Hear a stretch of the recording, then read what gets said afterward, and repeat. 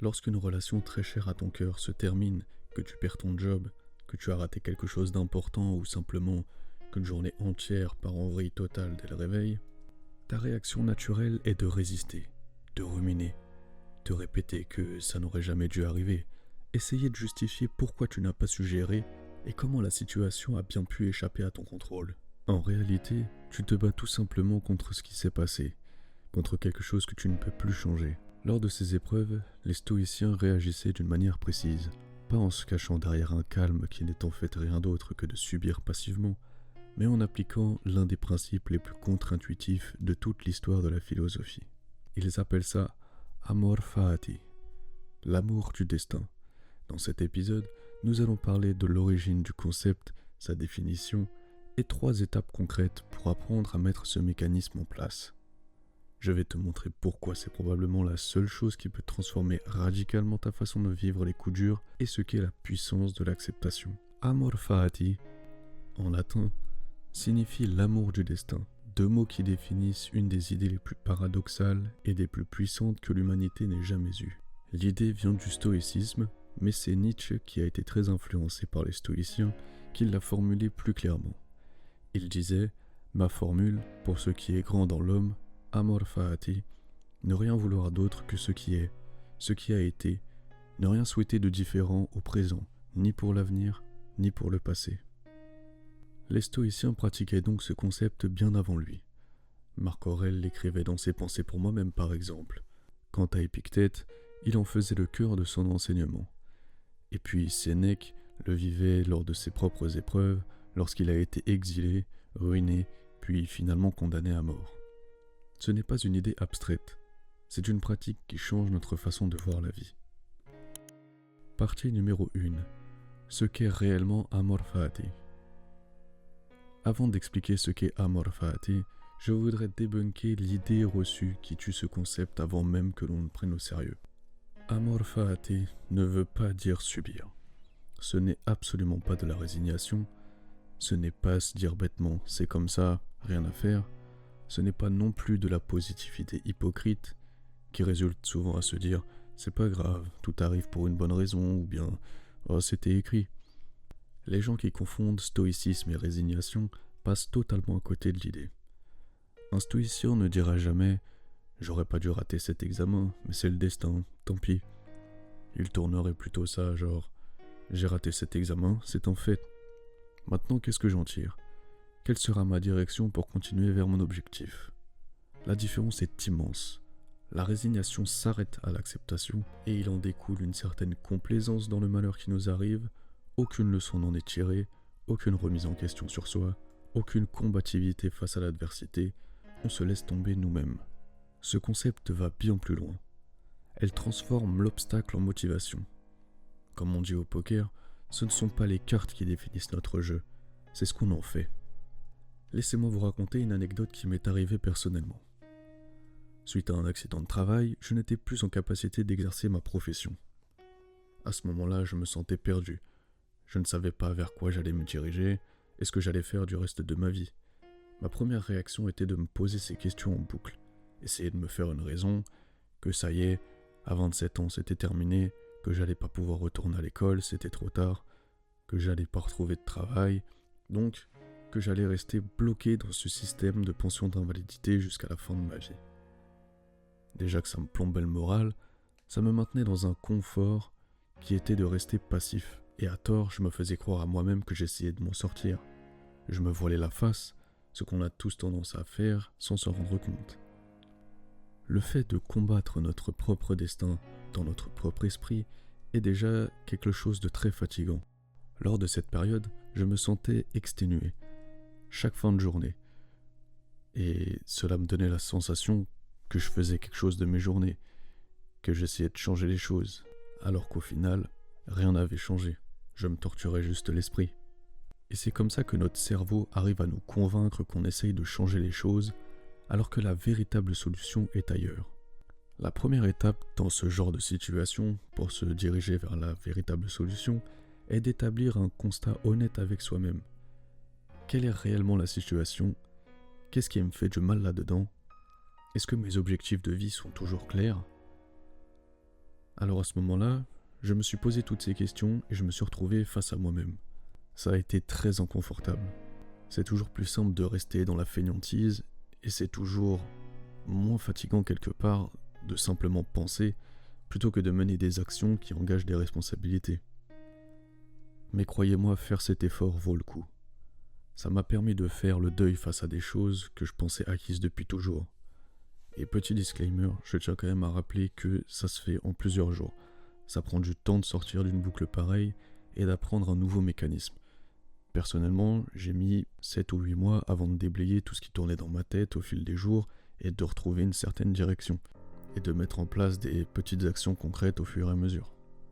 Une fois cette première grosse étape dépassée, vous serez déjà un peu plus aligné avec vous-même. Vous accepterez mieux votre réalité. Vous accepterez mieux ce qui vous arrive. Vous accepterez donc mieux votre destin. C'est ça, Amor Fati. Ce concept se prolonge ensuite dans la deuxième étape. Une fois que les ressentis, les objectifs et les idées sont mis au clair, il faut décomposer ces nouvelles idées et ces nouveaux objectifs. Il faut les rendre accessibles et ajustés par rapport où on en est au point actuel. Apprendre à les structurer. On ne va évidemment pas courir 42 km du jour au lendemain alors qu'actuellement on court que 15 minutes au maximum, juste parce que l'objectif est un marathon. Il y a des étapes, une assiduité et des habitudes à mettre en place. Amor Fati, c'est également aimer ce chemin qui nous mène à l'action, à la remise en question, qui nous mène à la mise en place de nouvelles habitudes, d'un nouveau rythme de vie, une multitude de petits renouveaux qui nous permettront d'atteindre nos objectifs et de devenir meilleurs chaque jour. C'est à ça que je suis arrivé, après des mois de doute, d'essais, d'échecs, d'avoir pris plein de directions différentes. Mes objectifs sont devenus plus clairs. J'ai arrêté de me poser des questions en boucle et j'ai agi. J'ai agi sur les pensées occasionnelles qui me disaient « Tiens, tu as toujours été intéressé par le montage vidéo. Est-ce que ce ne serait pas le moment de mettre mon temps libre à profit pour m'y former ? Faire une voix off aussi. J'ai toujours été intéressé par ça. » Comme bon nombre de petites choses qui tournaient en boucle dans ma tête sans que je ne les sorte de mon esprit quelque part. Donc j'ai essayé. Même si je n'étais pas sûr qu'au final ça allait me plaire, il y a plusieurs choses que j'ai laissé tomber, mais au moins je n'aurai pas de regrets, je suis sûr de là où je me dirige. Cela m'a permis de matérialiser cette pensée, d'arrêter de simplement croire que oui ça pourrait être une bonne idée, oh ça me pourrait me plaire. Ce que je veux dire par là, c'est qu'en gros, une fois qu'on essaye, les idées qui nous passent par la tête, on est fixé. Et ça nous permet d'avancer. Ça nous permet de garder l'esprit dégagé. Au début, je pensais que mon obstacle était le fait de ne pas savoir de quoi rebondir instantanément. Ma prise au dépourvu face à mon accident de travail m'a instinctivement fait penser que c'était une fin en soi. Que tout ce que je projetais pour l'avenir tombait à l'eau. Et que c'était comme ça. Une fatalité. Et il a fallu que je passe au-dessus de cette idée-là. Que je prenne le temps de remettre les choses dans leur contexte pour y voir un nouveau départ et non plus une fin. Et par la suite, j'ai appris à canaliser mon énergie vers ces objectifs et non plus vers la rumination à propos de ma situation. Grâce au concept de l'amour du destin, j'ai réussi à accepter et à finalement apprécier ce qui m'arrivait. Me détacher de l'idée que je me faisais de ma vie pour toujours, de renouer avec mes rêves que j'avais enfouis pour diverses raisons et de sortir d'une routine de vie classique pour créer la mienne. Le conseil que je peux te donner là, c'est qu'il est primordial pour la paix intérieure de ne pas laisser les idées tourner en boucle dans notre esprit. C'est un peu comme si on laissait un objet utile dans un placard, qu'on pense souvent à l'utiliser, mais qu'on n'y touche jamais. Il prend la poussière, et lorsqu'on rouvre le placard, une fois qu'on se motive à le prendre et à l'utiliser, on constate que il n'a plus l'air très exploitable, et il ne donne pas franchement envie de le nettoyer non plus. Et instinctivement et inconsciemment, on aura tendance à se dire « finalement j'avais raison, cet objet ne sert à rien ». Eh bien c'est pareil pour les pensées. Si on les laisse de côté, on va bloquer notre énergie, étouffer petit à petit nos envies, pour au final les laisser pourrir petit à petit. Mais souvenez-vous de ça, toutes ces idées ne disparaissent jamais. Elles seront toujours là. Le tout n'est pas non plus de foncer tête baissée dès qu'on a une idée, mais de prendre le temps de faire un petit pas chaque jour vers nos véritables désirs d'établir un plan d'action structuré afin d'aller de l'avant, d'être également conscient du temps que ça peut prendre, car ce sont les idées qui naissent dans nos esprits qui nous guident vers notre bonheur. Le véritable bonheur, ne l'oubliez pas, vient de l'intérieur.